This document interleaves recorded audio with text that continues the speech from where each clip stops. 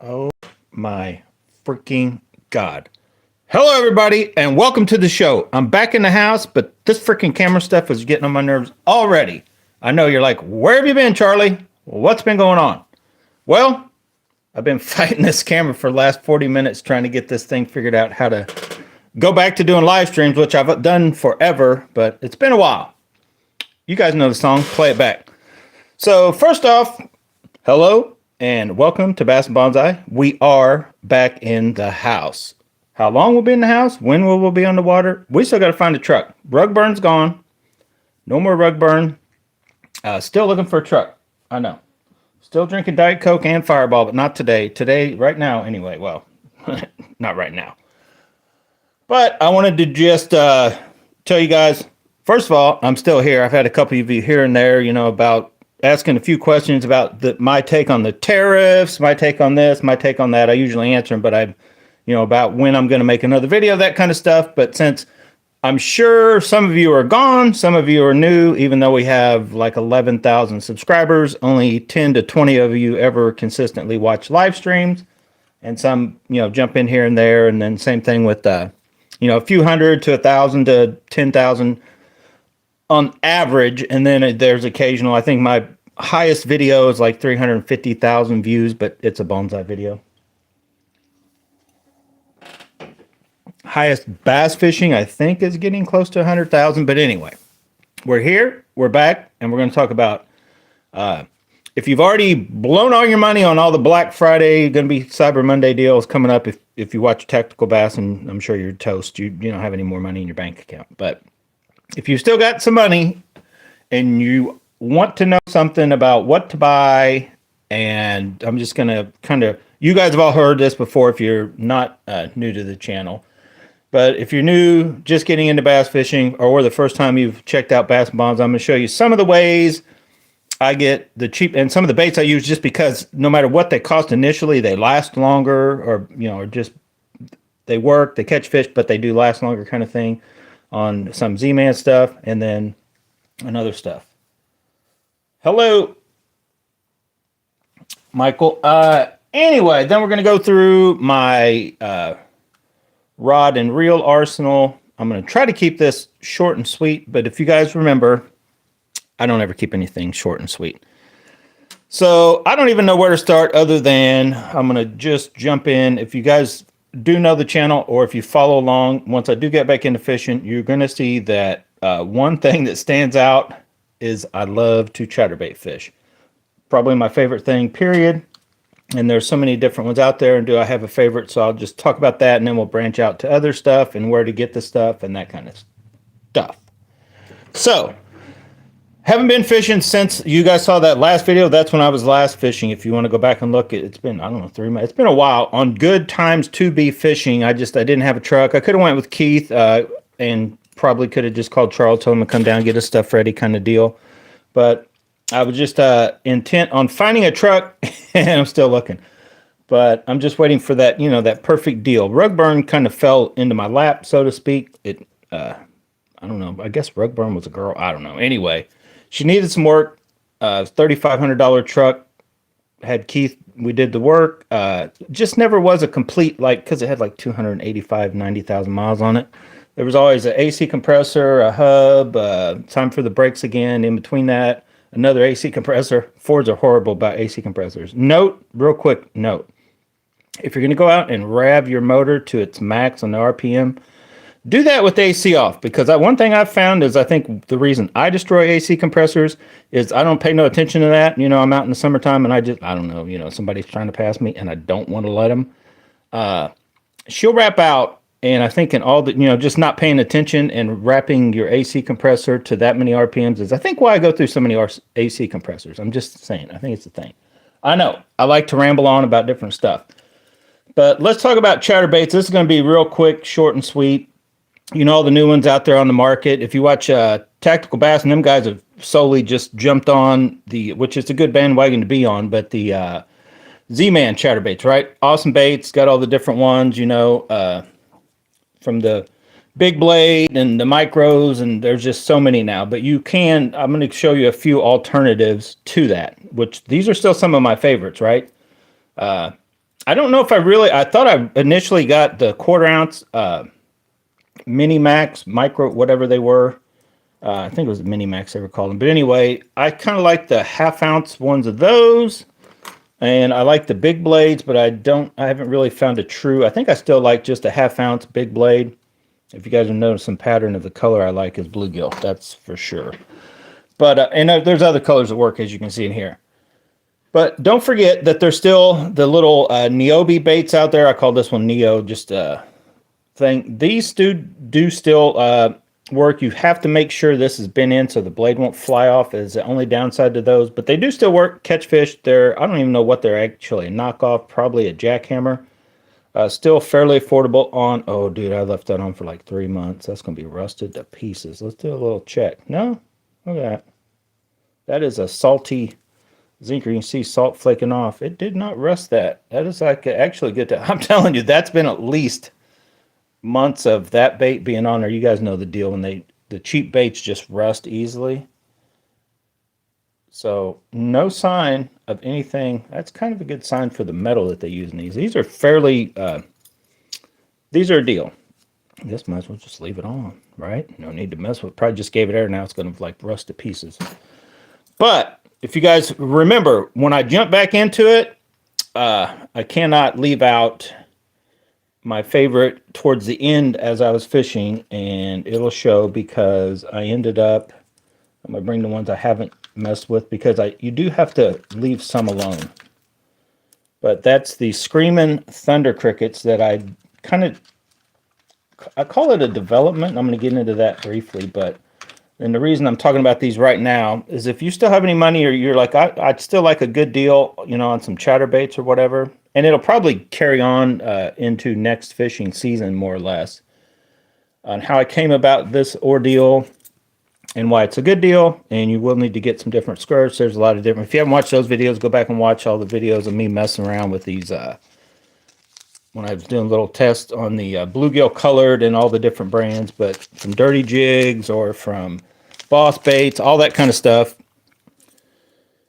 But right now, I just looked on eBay. You can go on eBay and you can get these bigger. Where's the bigger one at? You can still get these bigger chat. Not this one. This is a gold-bladed one. But you can get the bigger 5/8, 3/4 ounce Thunder Crickets, which very good bait, by the way. I'll show you some of the rods. I do have a different preference for rods kind of thing. But you can still pick these up. I think they're even cheaper now by the dozen. So you need to buy them by the dozen. But I think now they're like $60 a dozen. I think they were 64 when I bought, when I was, you know, bought the one. I've got so many now. I almost bought another dozen or so, a couple, you know. Basically look at the head color you like, order them, and then you can always change skirts. You know, say if you want a black, a white, or if you want, you know, this any kind with the, like what I call like a frog speckle type thing, green pumpkin-y splattered. You can get like I think I painted that one. Where's all the regular blades? So like this regular silver one there. But anyway, just go to eBay, type in Thunder Cricket, and then look at the bulk. You probably go with the highest and then go down. You'll see them. They start around, same guys usually selling a bunch of different colors. That's the cheapest way, in my opinion, to get the best, good, solid chatterbaits that do work very well. And then I'm going to talk about what they do better than no other chatterbait I've ever used. So the jackhammers work, yes. All the other chatterbaits on the market will probably catch you a fish. But what I've found is, and these work, and you don't need to mess with them, and that's just done initially just to take the weight off. But I found that I just feel that the bigger head, but then you take the weight off, will work. Definitely works as good, but I almost think it works better than the 1/2 ounce ones, which I've got a few here somewhere. Somewhere, I don't know what I did with my regular.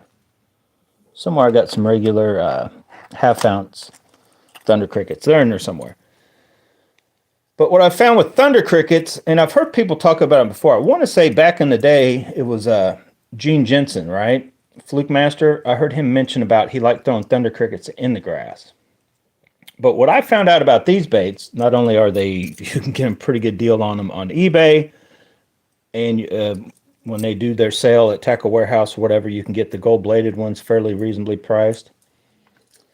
But they just have an ability to go in the grass and not get like hung up as bad. And the main thing is they tend to not bring anything with them. You know, they don't get stuff, little strings of stuff sticking out near as much. And I can't explain it other than if it's something to do with this that moves or the fact that this, the shape of this blade. One of the two things just lets this thing get in, you know, whatever type of grass it is, it tends to just, you can get in and get out. You can get you've got a feel of it. You can feel you're kind of hung and you can pull it and you can work it through grass better than anything. I can anyway. All the other ones, I'm not saying they don't work, but they tend to, now it's just because of the sharpness of the blades kind of thing. You know, if you've got, whether it's the knockoff or the jackhammers, they all kind of sort of have the same blade that, or just the fact that they're stout and don't move, that they tear the grass. So you always end up with something stuck on it, right? Like you get in there and it's like, you kind of feel you were, oh, I waited too long. And then it's like that cast is dead because when you come back, you got just a little string of something and nothing hit it kind of deal. And I don't know, there's just that bait working through the grass over the last season and touching to the one before when I was fishing and throwing heavily into the grass, man, that one was a difference. And the difference between the depth is just that you get, whether it's a 5/8 or a 3/4, you know, once you're in, I'd say anything deeper than 5 foot, 5, 8 foot, and there's, you know, where there's still grass. Grass, typically, most places around here anyway, you won't see it go past between 5 to 8 foot. It just stops usually. And you get any deeper, just the water clarity is not enough for the light to penetrate for the grass to grow down deeper. But anyway, wherever that grass line edge is, that's where your heavier ones, you know, usually work. Something under, you know, deeper than 5 foot. But then when you come up, that's when, in my opinion, the Screaming Thunder crickets work even better than a 1/2 ounce. When you just take a 5, these are all 5/8, but you could do the same thing with 3/4. I think they're a little bit bigger head. Trim them down. It doesn't really need to be a lot, but I just give them a mouth. That's why I call them Screaming Thunder crickets. I don't know. But this just will then go through that shallow grass, you know, foot deep. You kind of need, with any kind of chatterbait period, unless you're going to, then you could do it with these smaller ones. You know, that's when, wherever I got them at, these smaller little dudes, you know, anything say shallower than a foot or, you know, 2 foot or shallower, then you want to run these little bitties, you know, chatterbaits in and through that grass, doing the same thing, kind of ticking or whatever.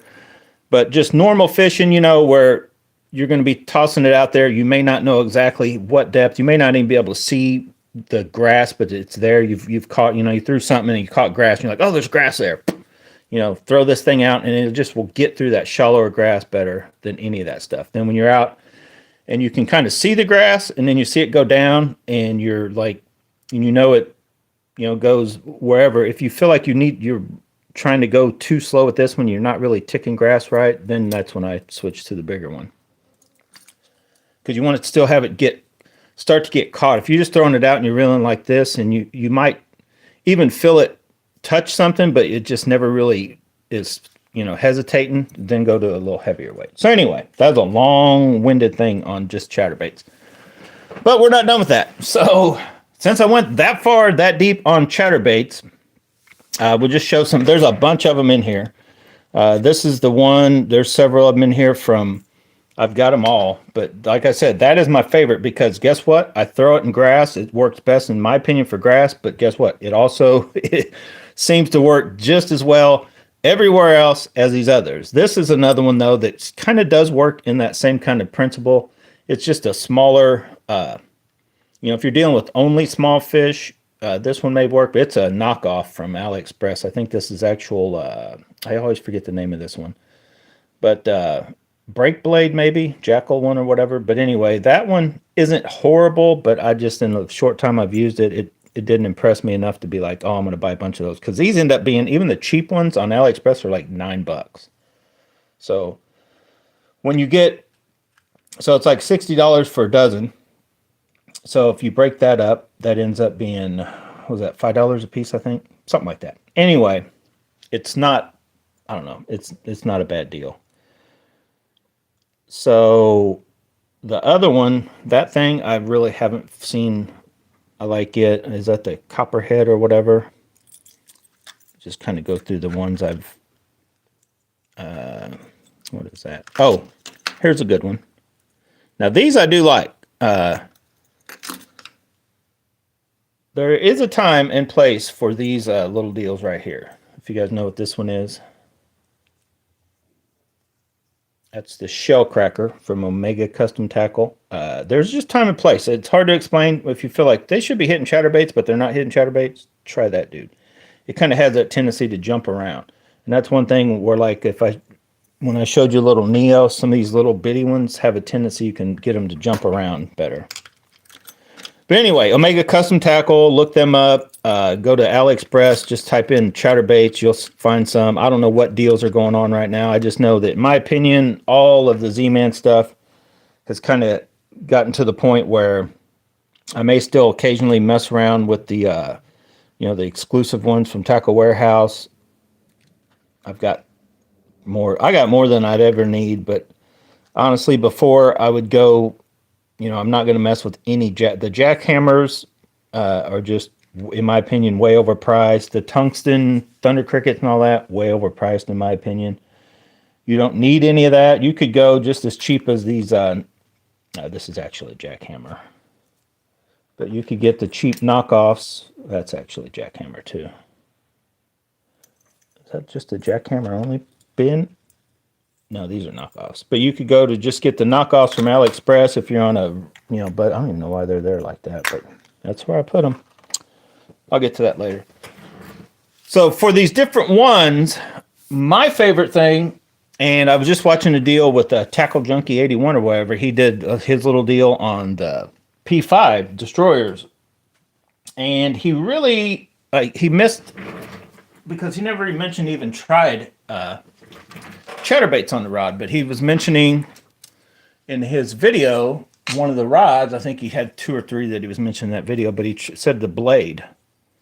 So if you guys remember, right, this was my favorite chatterbait rod, period. It still is a very, like, it's right there.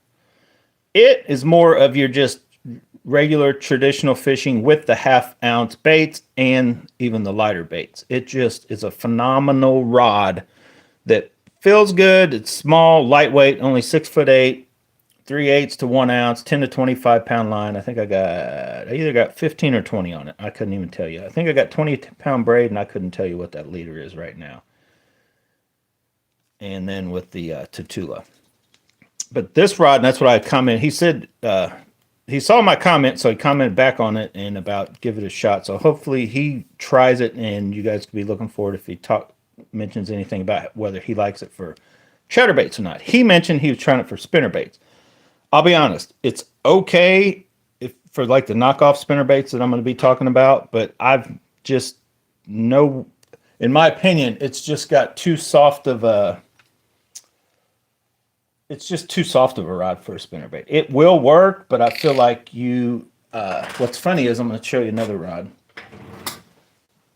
I feel it's just too soft for any 1/2 ounce or, I don't know, 3/8, 1/2 ounce is, it works, but I've got several other rods that just work way better. It's a little too on the short and light side. Whatever reason, for chatterbaits, it flat works for the hookup and the get and all that. Way better than, if you guys remember, I've got the Destroyer. The Destroyer is like my favorite spinnerbait rod. But my favorite, there's actually 2. So if you're on a budget and you would just have to get this rod and try it. But I'm telling you right now, for throwing and working around grass and, 1/2 ounce-ish, but they'll throw the 5/8, no problem also. But this rod right here has become my favorite for several different things. But that KVD rod, 610 medium heavy. So if you're on any sort of a budget, that Signature Series KVD, it's actually his jerkbait rod. and it does work excellent for that. So this is one I do recommend. If you don't have this rod right here, this exact one, the Signature Series KVD one, that's the jerkbait one, I would recommend getting that rod and finding what you will like it for something. But I like it for chatterbaits and spinnerbaits. Or spinnerbaits. Not, it's okay for spinnerbaits, but it's not my favorite. It'll do that. Like, it's a better, it'll do chatterbaits and spinnerbaits better than like the Blade trying to do both, in my opinion. So if you had to just take one rod out for the day, I would, and you want to throw those. But the one that beats all of them in my favorite, and so although it's not my favorite spinnerbait, it is my favorite chatterbait, especially in the grass. It is my favorite just all-around combo. Now, it's an expensive combo, but the GLX in that 6'8", 803C MBR. So the MBR, it's got the full cork. That is the newest Steez. Hey, man, I wish I didn't like this reel as well. This is an expensive reel. You can go to Digitaka, that's just dirt, and get them cheaper than you can on Tackle Warehouse or, you know, anywhere here in the States. There's not going to be a warranty guarantee, but I'm telling you what, with Daiwa, that's one thing I'll say about Daiwa, and pretty much Shimano reels, you don't really need a warranty. And then plus, if there was something internally, one little thing wrong, it's not that expensive to fix. Like, you would have to have, you know, say if you ordered one and it was a total cluster of something wrong to where you needed a whole frame plate, then I could see where you'd be like, oh, I don't want to take it. But honestly, I could order this, and if something was jacked totally up, side plate screwed up, I could probably buy a whole nother side plate and still be cheaper than what I could buy one with a warranty kind of deal. These, and they just last a long time. But I can't really knock this reel. I wish I didn't like it as much as I do, but it palms. It's excellent. It doesn't do, I don't know. I feel it doesn't really make my day any better, though, than what the Tatula SV, as I'll show you here shortly. But as far as rods and for chatterbaits, show you that one more time.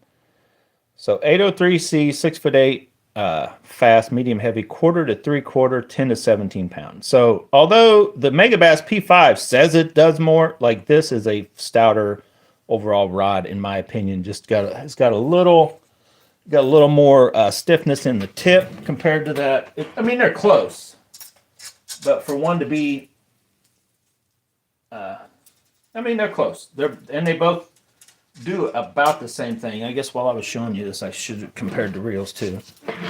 But I'll be honest, guys, for the money, and I like this P5 or this Tatula SV better on this reel, better on this rod than I do. Like, I don't really like, if I had another Steez, I would probably just put it on my Shimano rod and leave this right where it is, because this is a very good looking, working, comfort feeling. Like, oh, why is it loose? Oh, I think I might have took it off jacking around. But yeah, I like these reels, and I tried it, but I didn't like it, so I'm going to try to track down a gear or something. I even have another one, but I got the 6.3. I do not like slow speed reels. Years ago, that's what we used. I don't know how we got by with it. I don't like using it. I just feel like I'm always waiting on my bait. I'm always waiting on this, or I'm always reeling it faster than I need to. So anyway, those are my favorite for the chatterbaits. Then my next favorite, probably moving bait, I'll just talk about briefly since we're talking about prices. Give me 1 minute here. I'll just bring a few of them out. I think I got an old one and a new one.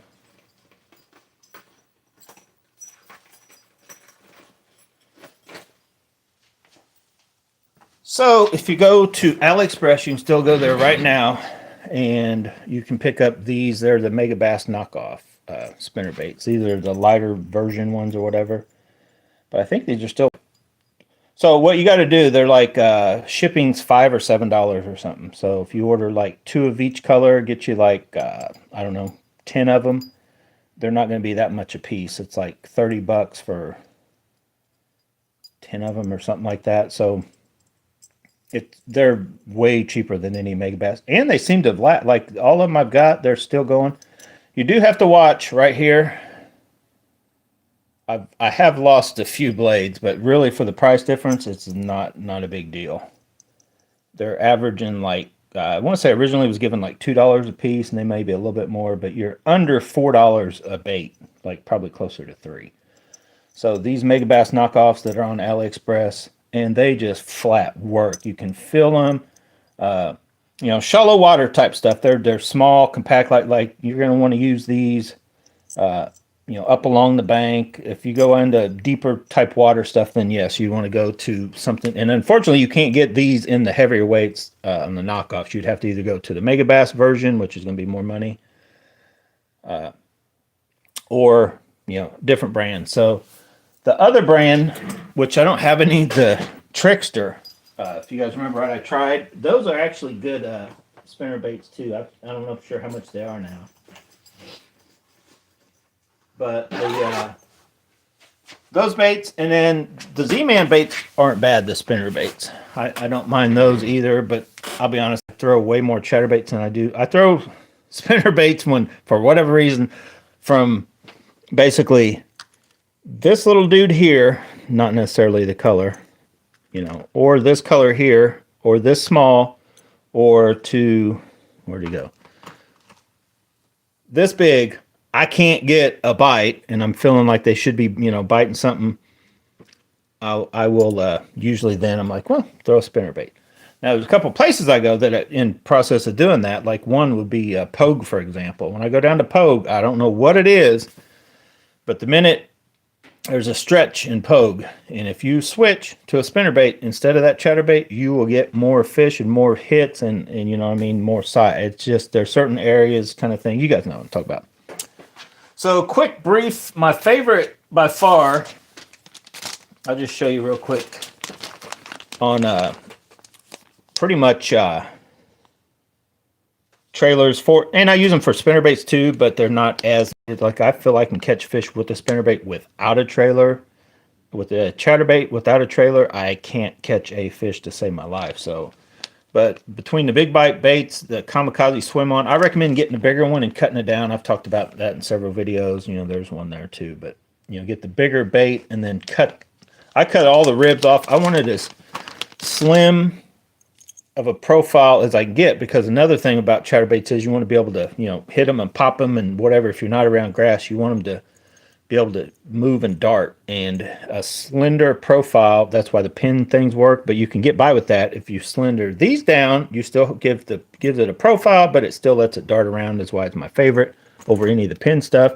Another bait that just lets it do it without even jacking around too much. This one's been around that last tech, but is the Rage Menace, the baby Rage Menace. This is a regular Rage Menace, and that's my favorite color there. That green pumpkin, purple and gold. Oh man, that color just works. But those are also an excellent trailer on a chatterbait or spinnerbait, but chatterbait that'll let it kind of jump around. And that's probably, I'm going to briefly touch on my favorite, probably soft plastics, period.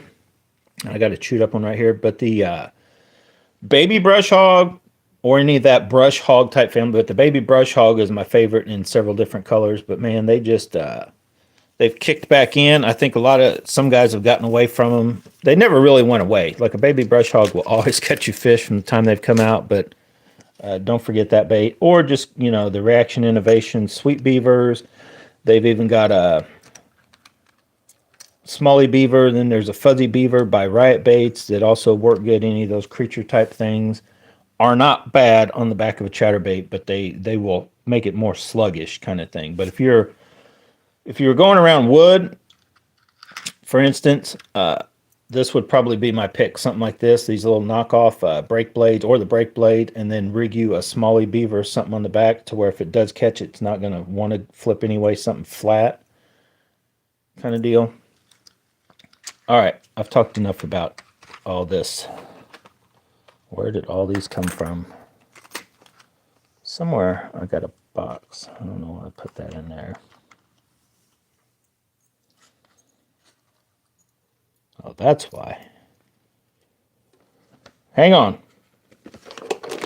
So, I want to briefly talk about That was soft baits. Oh yeah, this is what I've used for years. And honestly, when I'm still out there fishing and recording, the Hero 4 Silver is still not this one. This one's like been retired. So that's still what I use for recording. But let's go to a brief little touch on hard baits, because this video's already gotten way out of hand. Then I'm gonna go like through my whole rod and reel arsenal. But as you can see, there's a few baits. Now, I kind of went away from them, and then I went back to them. And these, as last I checked, you can still get these on eBay. The deep diving jabberjaw and the regular jabberjaw, like this is my color right here. This is my, the kids call it my jam. You know, I let this dude cook. But that color in deep diving and the regular, but the regular is probably the best overall. But I don't know, sometimes that deep diving. But either of those, man, there's just a time when that bait catches fire. Like, I remember Matt was the first one. He's like, when it's on, it's on. And that's the truth. When it's on, it's on. It's an excellent bait. But then my favorite of all time, still can't get them. I still have a few. I already forgot the name of this. The Dig It, right? It was just a Cabela's like fisherman series. The Dig It was a cheap bait. Unfortunately, I wish somebody would bring that exact one back out. The lips were fragile. I've still got a few of them. There's a knockoff from AliExpress, which is a little bit smaller than the Dig It. You can still get these. I don't know if you can still get this color from AliExpress, but you know, them smaller square bills. And there's the 6 cents version. It just never kicked in quite as well as like what this did. But that doesn't matter. Like, I could technically leave all those behind, because this little bait right here, that little ATV from Bill Lewis, like these little dudes are legit. I think they've got, I don't know if they've got any kind of rattle or not. I think they may be silent, but these little dudes flat get through what a square bill should do is be able to go through wooded type areas without getting hung up. Like you see a laydown out there. Now, if it's got gunk or moss up, but you know, if it doesn't have any gunk on it that will get picked up, it should bounce off that, you know, different stuff, and just get through some gunk better than any other bait. Even baits that are like meant to be, even like a jig at times, like it'll just get bit faster than any of those baits, and a lot of times it'll get right through them. So they just do that. This one I wasn't impressed with. I bought the the Bling 55 or whatever it is. Not a bad bait, but I felt like it never, you know, for the price difference, like, no, I'm not going to get any more of those. They're way too expensive. These little dudes here, that's a little small one. You know, they're, I don't know, I thought I had a bigger, yeah, I got a bigger one there. So there's a couple of the bigger ones, or just a regular Strike King isn't bad. I think these are 1.5s. I think those are 1.0s and these are 1.5s, I believe. And then you got the 2.5. Just got a couple color, mainly craw color in 2.5s. So my favorite by far, probably period, hard bait that kicked in. Now, it hasn't been as good as the first year that I really got into fishing it, but it's always good, is that the Booyah Hard Knocker. And the Toledo Gold 3/4 ounce. That bait is insane. There's a white one, ghosty color, crackle, zombie, whatever you want to call it. These baits are excellent, but there's a couple, I mean, they're still, I think they're still tops, but you can get by, and especially if you're starting to bounce them off the bottom, that's when some of the other ones kick in, you know, like the Quake. Is that a Quake? 6 cents, the Quake, I don't know if that's a 70. I think it's 70, not an 80. But I think you want the bigger one. And then, you know, the Lucky, the LV 500s I've got down there for when you're bouncing it off the bottom. They're, I don't know. I still like my old Booyah Hard Knockers. They're my favorite, still, to this day. And then, although I tried the Jackal re-ranges and stuff like that, I still like the old Vision 110 Plus 1 Junior. As you can see, there's like 3 of them right on top ready to be pulled out. Those are my favorite. We briefly started getting into, if I can get that over there to you, like these dudes. You know, a lot of guys really swear by these rock crawlers. I mean, I don't know. I've had a few times when they kind of start to kick in, but I've had, in my opinion, just in the short time I fished them, and I've watched Charles tear them up with these, oh shoot, I always forget the name of these guys, but that firetail crawls, I forget what they call these actual baits, but you get the different sizes, you know, the regular, all these are like basically some version of a wiggle wart, right? Which we have right here. The OG wiggle wart, these are all, you know, within reason, some sort of variance of that on how they dive or what they'll do. So if you hear anybody talk about, oh, wiggle wart would work good there, then that's basically what they're talking about. These type of, like the rock crawler from Spro, these firetail crawl, what do they call that? Is it called the firetail crawl from, I don't know, I already forgot the name of them. Every time I go to Rogers, I got to remind myself to look at them and get the name, and then guess what I do? I forget the name right after I looked at them. It's one of those things. But the same company makes those, also makes the Rick Clunn spinnerbait, and they make several other baits. Okay, what do I want to talk about next? Do we want to talk about... I don't even see my favorite... Where's my favorite popper at? Oh, here it is. So, just real quick on top waters, not these little guys. If I'm throwing top waters, I like to throw bigger stuff. But anyway... When it comes to topwater stuff, favorite popper of all time, Magabass Pop Max, like hands down, that color for sure. And then this color had been kicking in. That was a Tackle Warehouse exclusive. I'm not sure if it still is or not, but the bluegill. So the Whopper Plopper, and that I believe is a 110, but like the good size Whopper Plopper, but not that humongous one. And then the Pop Max. Like these dudes are excellent for topwater. Usually they're in the mood for one or the other. Sometimes they're not, and you might need to get a little finicky, you know, finessey over here. That dude has caught some big fish here and there. And go with the Pop X, and then there's even a baby Pop X, which is that little dude, which is even smaller still as the little one from AliExpress. Unfortunately, you can't get with a tail anymore, but you can still get that exact little popper and then add your tail if you wanted to. And I do not have the, I bought a knockoff or two, but I took them back out since. And then this dude, I bought it and then never could get the color again from AliExpress. It went on one tear the first few times I fished it, and then I realized I couldn't order it anymore. So I don't know, occasionally I'll pull it out, but I don't really fish it like I should. That's got that crazy popper like you've heard Rick Clunn talk about. There's something about that design, and you got to know how to work it. Once you start working it, it does this crazy thing, and they just come out and go after it. And that color was tearing them up. I got another color or two somewhere, but it just never worked as good as that color when I'd have tried them.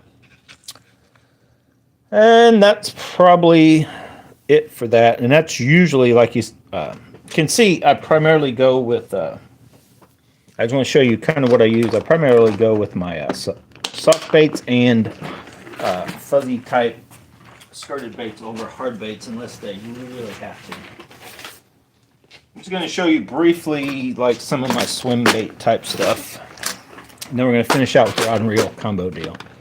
But yeah, the little micro chatterbaits, I just always, you know, what I call naked. I rip that skirt off and then rig them some way. And then I do that intentionally, put that down further. I don't know. I just feel it actually help. I can't explain it, but I just feel like the bite and the hookup ratio is better when I angle the swim bait down off of it. Like it lets this gets out of the interference of the blade up here, so it does its normal thing better than if you rig it straight and it's, you know, it's up there in the wash of this, if that makes sense. So especially in these smaller baits, a lot of time that little more subtle deal. So anyway, that's why I do that. But you can have it. I just started messing with these. I hadn't gotten too far with some of these type heads I buy. Bought a bunch of different sizes from AliExpress, from the little dude to the big guy. But I haven't done enough experimenting with all these different smaller ones to really, you know, these are excellent. If you guys remember right, these little underspins, Tactical Bassin, I believe, from Dirty Jigs maybe, and then that's the Oh, shoot.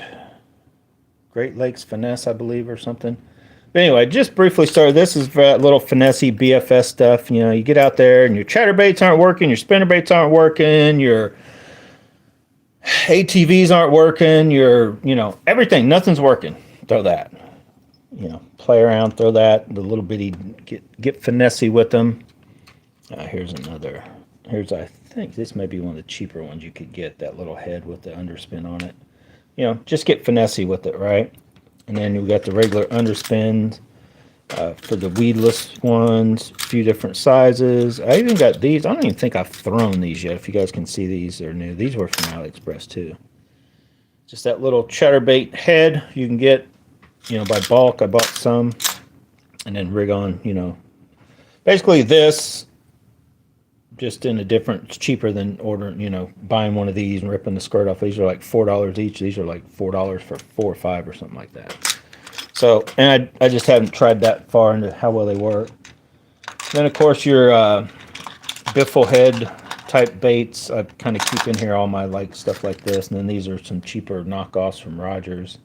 I don't know if they're knockoffs, just Rogers' version of just get an underspin out there and put a pretty big whatever swim bait on it, just with add a little bit of spin. That's why I didn't get too big of heads. Got the lighter ones. And one of them that I really like, why did I only have like 1 or 2 in here? Something's wrong. Something's up. I just knew I had more of these. Maybe they're just all stuffed in there. But the Berkeley ones, I kind of like those. Those have done pretty good for. And that's an old one. That's probably 5 years old or better. When I first bought, I don't know how many I got left, but when I first bought some, I bought the Berkeley ones. And then these, Charles had more luck with those little willow blade deals. But they do, sometimes they just give off a different vibration. And they work. We've got the Magabass. Whoa, look out. And those are knockoffs. We got the little Magabass Arashi heads or whatever they're called. Then just my extra bunch of little, there's like $4 each is what those cost. And I've got several. And collecting them over or whatever, this is definitely cheaper to go this way if these seem to work just as good. And then these will let you kind of, if you just stop and let it hit on bottom, it may let it stand up a little better, just give them that little flutter. Like say if you put a little craw on it and they're, just in more in the mood for that, closer to the bottom than they are like an actual, fish swim bait type deal. Anyway, got all that different stuff ready to go. It's cleaned up. Look at that. All organized. I just got to get a truck, get out and fish. Okay, let's wrap this video up by talking about Jude. 40 some minutes. I'm on a roll. And no matter when you're watching this video, if you, make sure and comment if you're, been with Bass and Bonsai for however long, comment how long, or if this is your first time, feel free to comment too, right? Get the algorithm going, get Bass and Bonsai back out there. Oh, there's one already rigged up. I'd just been fit. How did that tail get turned that color? I think that's supposed to be white. That may actually help.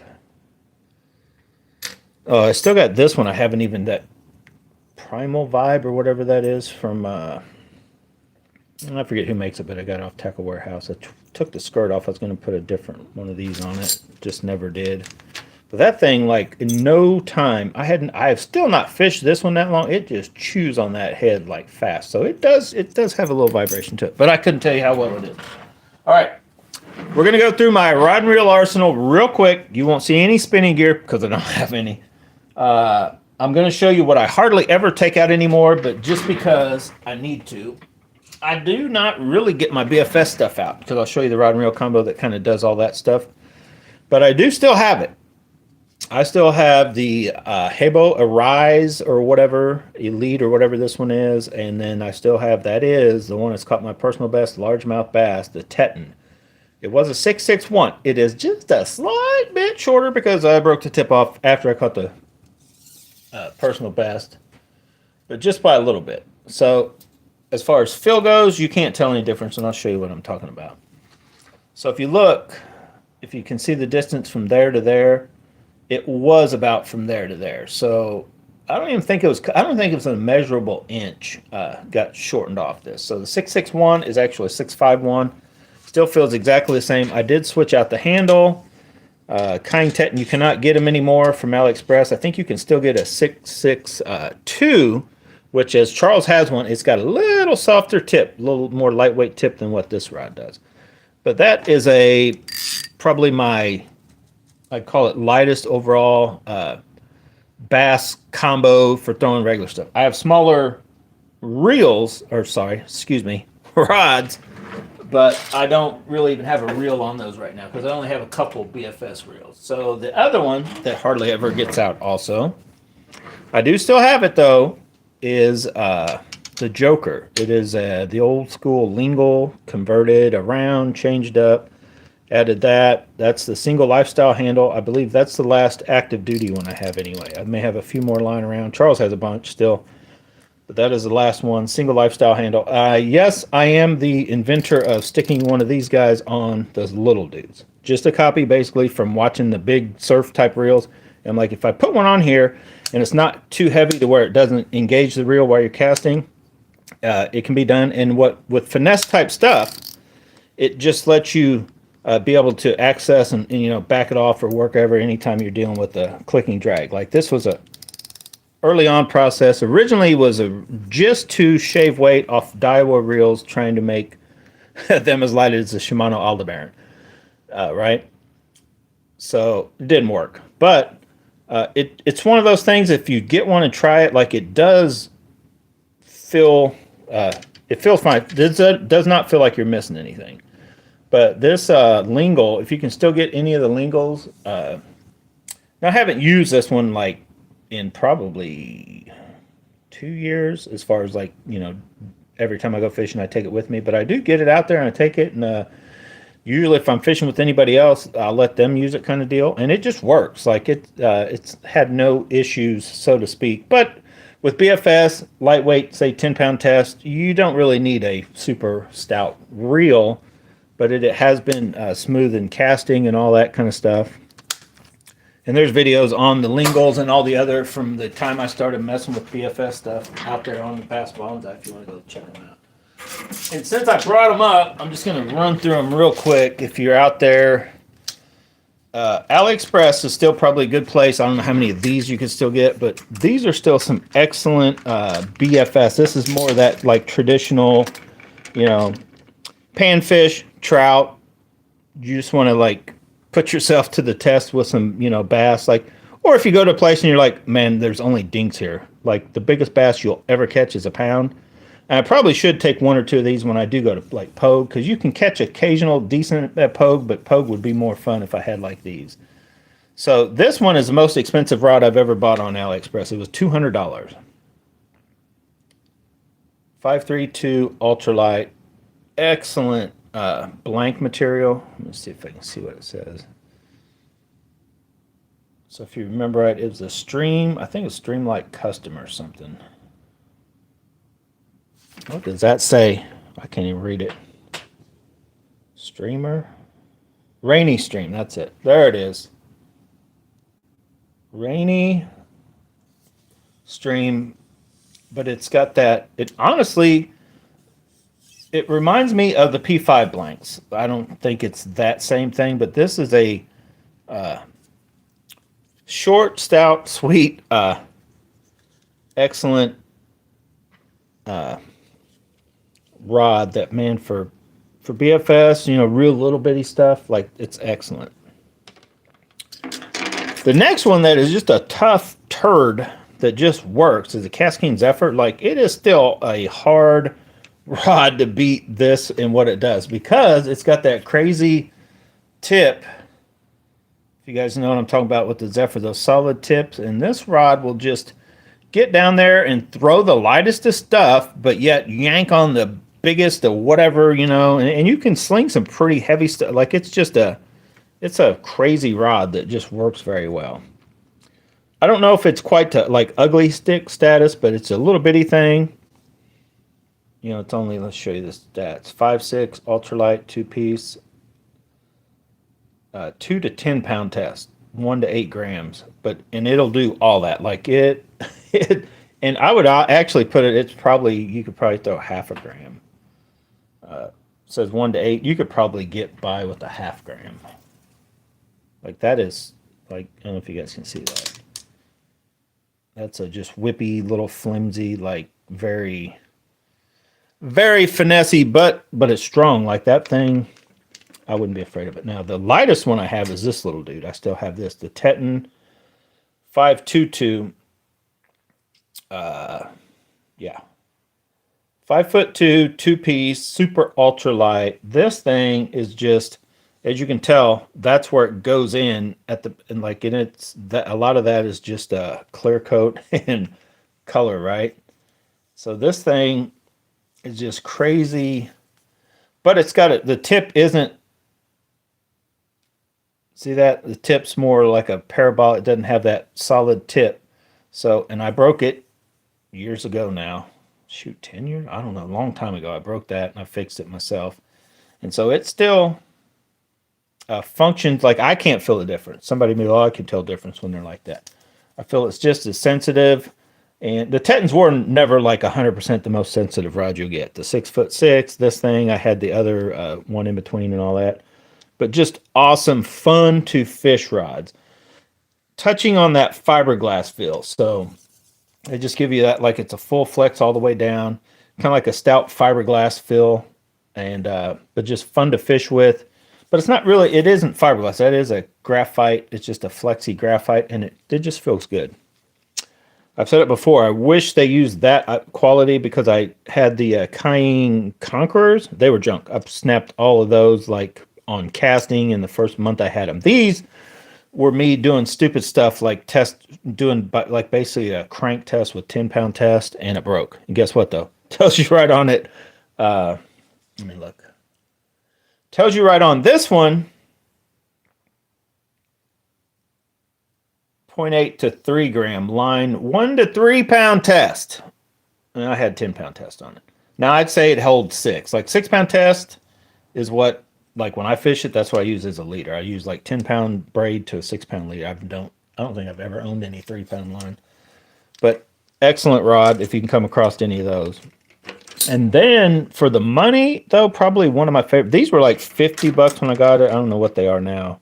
Might be able to still get these for 60. Definitely, like, in my opinion, they're worth the money. Will I buy another one? Like, if I break this one, no, because I hardly ever fish BFS nowadays. Now, as I get older and I got more time and I can go to smaller creek streams, that me and Charles start doing that again, or whoever, possibly. This one is probably the smoothest, best feeling reel seat I've ever felt, period, on any rod I've ever owned. That real, and I've got another one here that I broke because, and that's the streamer. But this Lure Star streamer is another excellent one. I had both. This one's the 165, 1 to 8 gram, 2 to 6 pound. I thought it told me right on it what it was. Ultralight. Yeah, so I've got the ultralight, which I believe the tips, I think the tips are different, but I did break one. And I think I broke a tip, and I have the other handle, or I did have. Now I got it. Let me look, just so I'll know.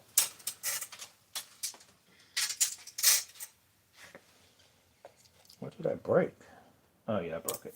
I broke it. I still got it laying in the corner. Now this was another one where I was being dumb. I was trying to go over. So yeah, this is the light. It's not as small as that ultralight. But these were pretty good rods. My plan was to eventually do something to where I could use this handle, and I still might, but you can see I broke it like down here where it shouldn't have broke because I was being dumb. So somewhere in there is where this, came down and then went over the top, and I was doing something stupid. It never should have, or under normal circumstances would have broke there. And I could, technically, if I really wanted to, I could either fix or have that, fixed. It's not worth it to me. Like, it was not as good as which that ultralight one is. It's still good. Love the reel seat, though. I may end up trying to utilize it at some point. So anyway, that is a way long-winded on BFS, but some of you guys are still into that BFS stuff. So another rod that I do not have any reel for at the moment that actually kind of is just when you're starting to get into that. I'll show these two. So when you're just kind of out of that, I still, though, the way I fish, I'm going to talk about these two because I throw the lightweight stuff, but it's still not so light that I need true BFS gear. Is I have the Conquest 782, which is kind of gives you, I don't know, in my opinion, it's excellent for like any of the small cranks, like those little cranks I was showing you, even down to that littlest dude from AliExpress to the Dig It, and then the ATV, little small square bills. This dude will throw those, feels very good. And then when I'm going with like any of that small little, you know, real little lightweight, even to weightless soft plastics of any kind, this dude right here does it, right? Jig and worm rod, NRX Plus, man, and sensitivity, like none of those other rods, period, have the sensitivity that the NRX Plus does on the BFS side. That one's not far, but I'm telling you, the NRX Plus. Now the Conquest, as far as just that kind of enough parabolic to be good, even those little bitty chatterbaits, stuff like there's a lot can be done with here. I just don't have a reel on it at the moment. I'm out of reels, basically. But this is where the only thing that I really think, and if you guys remember back in the day, I talked about, I forgot to even mention the name, but you guys remember the Feeling. That Feeling rod with whatever reel, but this is a perfect reel for it. It was always my favorite for throwing those little bitty shaky heads, right? Like 16th ounce shaky head with the zinkers or something, because they're hard to throw. But you get this combo and this, and that's what that this Feeling rod is just perfect for that. It's a little bit softer than this, and that's what the Tatula, sorry, the Teton is also like one of my favorites if I'm just doing that. But honestly, this rod right here is not far from it. I can still throw that if I wanted to, but this rod right here, it's like a little bit stiffer, but with the technology that a lot of these, even the ones that aren't considered BFS and the spools have gotten over the years, and I kind of got away from throwing the shaky head with I throw it with the zinkers. I made a mistake earlier when I said zinkers. I used to throw it with the just 7-inch finesse worms from Z-Man, which stretches like crazy. It's not very heavy, hard to get distance.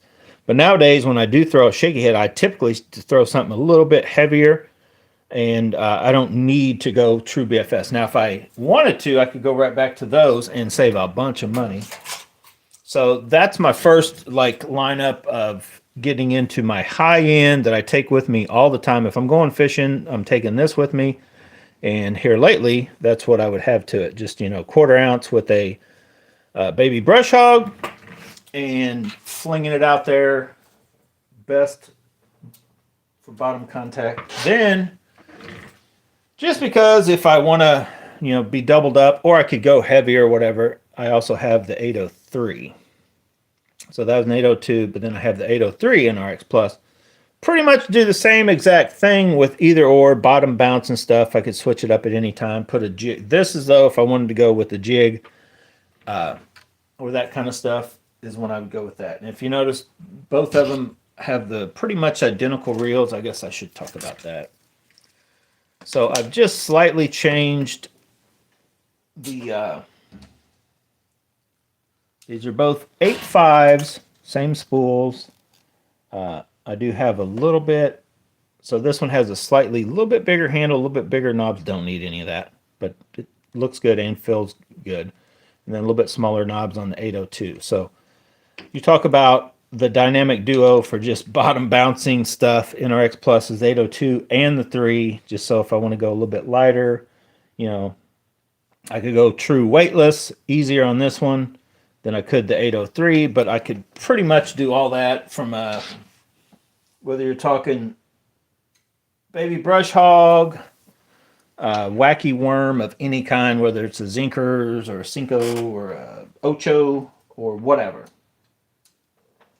Then pretty much the same rod. You would think they'd be closer, but man, the difference in just moving baits or bottom bouncing. That little thing right there, that GLX 803 MBR, and it's mainly the MBR, not even the GLX part. Technically, it shouldn't be as sensitive as NRX Plus, but the MBR just makes it a little more, just a touch more of a parabolic blank than what the jig and worm rod is. Night and day difference though, if like you're out throwing chatterbaits. Let me talk about that real quick. So there's only one rod that I hate worse than this rod for chatterbaits, the NRX Plus, and that is the Super Destroyer and the Destroyer P5 lineup. These rods are horrible for chatterbaits. I tried when I first got the NRX. I had this one in just a regular NRX 803, and man, sucked. You can go back. It's on Bass Mother. You hear me talking to Charles about it. I'm like, why in the heck didn't that fish stay pinned or whatever? And just they suck. Just the fact that this one's at MBR and then this GLX just looks slick with that reel, like this, that kind of blacked out, but not really, hints of gold. And then with the cork, I made those knobs. That's the stock handle. Man, this thing is just my favorite. Working, popping those little, half-ounce screaming thunder crickets through the grass, or just regular chatterbaits. You can throw, them smaller like them spinnerbaits I was showing you, that kind of stuff. This is just an excellent combo. You could do it, and I may do that. And here's what I'm probably going to do. You could do that same thing, but I recommend that rod. Like if you could afford it, I would definitely buy rod over reel. Now back in the day, I used to be different. I used to go for high-end reels, and then I'd be like, I get by with. I'm not kidding you. I would have a $250, maybe even $300 reel on a lightning rod from Berkeley, right? I had the Revos. When the Revos first came out, what were they, 200, 250, whatever. I was sticking Revos on lightning rods and having a blast. But nowadays, I'd say, maybe, rods, because I know what I want the rod to do. If you don't know what you want your rod to do, or you don't know how it feels, a lot of times them cheaper rods are the way to start, and then you can figure out where you want to go. Because you go buy a $500 rod, and you're like, you know what? This rod sucks. Kind of like what I did with this reel. I go out and buy, and I just did it so I could try it again. I bought, like how well that, slower gear ratio work. And I've tried it. I've tried this reel on a few different rods, and I just like, no, I don't like it. I don't not like to crank with slow reels, period. So what I'll probably do, that is a SV boost spool. So what I'll probably do is buy the black reel, okay, of the Tatula, because you can get them fairly cheap, and then I'll stick this spool in it, because I'm going to skip one rod. I'm still, to this day, the Poison Adrena. I still don't have Shimano Jackal Shimano, however you want to look at it. Poison Adrena, 6'11", medium plus, wherever it's at. Yeah, 6'11", medium plus. It's written somewhere upside down, but versatile. This is still probably it may be my favorite all-around rod still. This is still an excellent rod. I don't think the newer version of the Poison Adrena, they have it out yet. 6'11", medium plus. Maybe they do now. But I bought two. I ended up giving my son one, along with that Abu Garcia MG Extreme 2 or whatever. And the new one of these rods, this is still the very first one I bought, so we can still test in durability. If you guys can get a deal on one of these and you just want to try out an excellent rod that's going to have a lot of different uses, that medium plus. But what I'll probably do, because these reels just don't look, I don't know, the color is just so far off. I know maybe on camera it looks like it's okay, but I'm telling you, in person, a black reel would just go better. I mean, you could put on different kind of knobs, but that just, it's not good in person, but it feels good. So it's got the same feel. It's got the kind of high rise up here. I like that. Palms, everything works very well. It just sucks with that ratio, and I don't like that bluish gray on this black. It just doesn't go right. But they do make like a matte black one that's cheaper, so I'll maybe put the boost spool in it, because you want the boost spool. It makes a world of difference. But anyway, that's the only Shimano rod. Well, that one, I guess the Conquest is still like a Shimano, so a few that I have. But to go with, let me set this down since I'm bringing the other one back out. The ones that I can't really even decide if I do truly have a favorite are these. So the Blade with the Tatula SVTW, I tried switching the reels around. Like, this is just where they look best. This is that black. And I tried a regular Steez, them lighter, Steez on there. It just fit, finish, overall feel. I like that, and then I like this. But for throwing, like, my favorite thing, chatterbaits, I still think that this one's got some game, but this one in that grass. If I was only throwing Thunder Crickets, it's got a little bit stiffer, thicker hook that you need for hook setting and to work through the grass.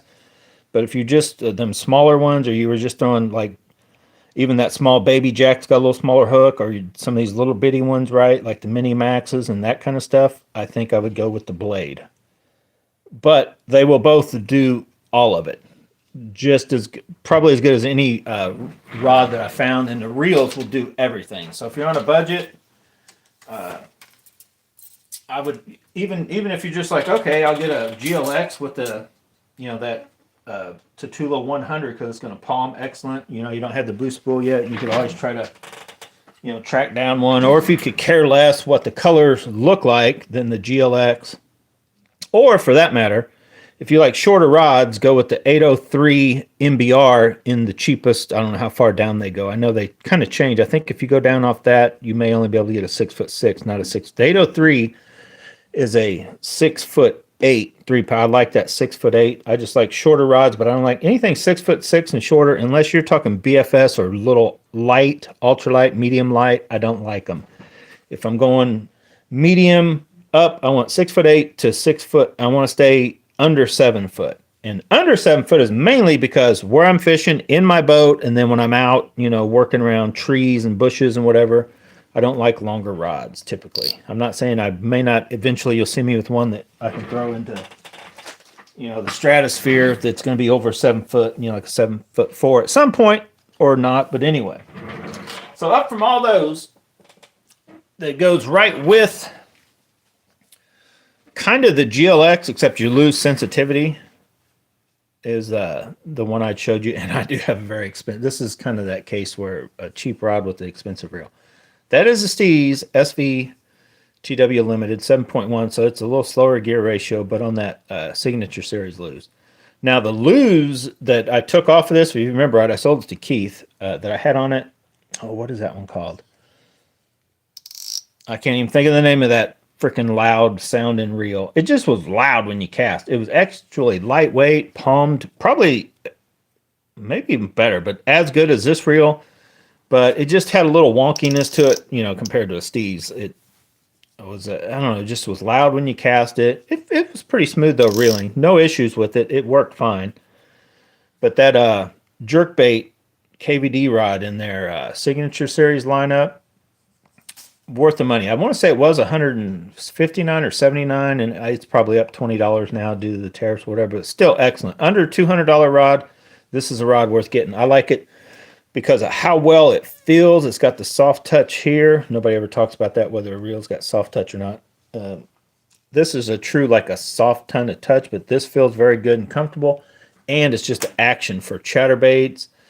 Even for, it's kind of like an all-around, it's almost all around like what the Poison Adrenaline is. I can throw rattle traps, I can throw the deep diving jabberjaws, I can throw a lot of stuff on this and just sling it around, and jerk baits. Like, it's almost as good, maybe even better. Some of you may even think that once you went out and fished both the Poison Adrenaline compared to this. Poison Adrenaline is definitely a little more sensitive. So if you went away from moving baits and you're like, well, I want some bouncing stuff, or, I need sensitivity, then that's when you'd want that. But anyway, let me round this out and I'm in this video. So make sure and comment below if you're glad to see me back. I don't know when my next video will be. Maybe tonight, maybe tomorrow, maybe in 6 months. But anyway, probably I call this my most powerful combo. Even though I've got one I'm getting ready to show you that blows this one away on ratings and all that. This thing, when you grab a Zillion, this newer Zillion, especially I put that handle off of the Lews handle. Crazy Lews lady, remember her? But that destroyer, that P5 F6 69X Super Destroyer, says it's 1/4 to 1 1/4 ounce, which 12 to 25 pound line. This rod for a jig, rod, like anything you're going to throw on bottom. You throw something on bottom with a big hook kind of thing. You could probably even get by with like a big swim bait. Like I'm telling you, anything with the big spinnerbait hook, when you think swim bait, you probably don't think this rod either. But like if you're rigging up something big, I'm telling you, this thing is got that. When you're moving a bait, like you're not just truly dead setting, dead sticking it, but it even works for that. But like if you're, dragging a football jig, popping up another jig, anything that's not a chatterbait, first of all, or treble hook bait. This rod will just get out there. And then that Zillion, I don't even need to talk about it. That Zillion, the newest one, it's just awesome. It's probably the best, if not one of the best reels ever made. But the Tatula is right there with it. It's just it wasn't made under the same specs kind of thing. It's hard to explain. But anyway, before this battery runs dead, this dude right here, that is my one for all my big stuff. Big jigs, big swim baits, all that. Tequila Baccarat, 7 foot, 3/4 to 4 ounce. I did shorten. It's now, whoa, look out. It's a little shorter. I shortened that a little bit on it. Excellent. That is the Hyper Long Cast Steez. You can take, that is the Gomexus big handle, cut down a little bit, 8 to 1. You can fling that stuff out. You know what? I don't know. I think I got rid of the Calcutta Conquest. But yeah, the guys, my battery's about ready to go dead. I don't know if I got a charger over here. Let me see. Let me see what's going on. Now my charger's upstairs. I'm going to have to end this video, but as I'm getting out of here, if you got any questions, drop below. Glad to see you guys. Yeah, I'm back. I'm back in, not black. I don't know what kind of truck I'm going to get. I've been looking at maroon, white, black, every different color. The Calcutta Conquest, I think I sold it. I don't even know. I guess I should look. I think I got rid of it. I got rid of all of the Lews except for what you just saw in the video. So yeah, like a bunch of Lews went bye-bye. Good reels, but my buddy Keith, he was like, oh yeah, so I made a deal with him for like $1,000 or something on what I had left. So anyway. So hopefully I'll see you guys later. If you liked the video, don't forget, hit that like button, subscribe, and share this video. Maybe not this one. This wasn't the greatest. It was just me kind of refreshing you and myself on what I got, what I'm getting ready to use. And I haven't gone through my swim baits. I'll maybe do that. I talked about my big tackle box and all the different stuff. And I will probably end up buying, I was going to mention that, the Eagle Eye 9. If you guys want to get into that live scope arena, the Eagle Eye 9, I believe, can be had for as cheap as $750 right now, like at Cabela's. So it's like it's the head unit and the transducer. You get that rigged up. You got a little window into like the whole live scope, forward facing sonar arena. That's about the cheapest I've seen on it. Just a one unit you go buy, rig it up. It's pretty simple.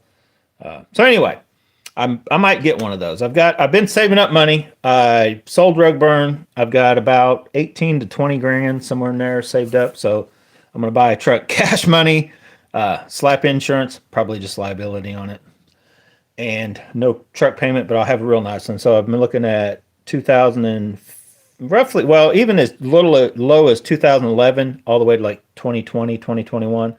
But believe it or not, you can go and look and find the first generation Raptors for anywhere from 13 to 17 grand that are in real nice shape. They got the 6.2 and they're crazy. They only lucky to get 12 miles to the gallon, but they're fast.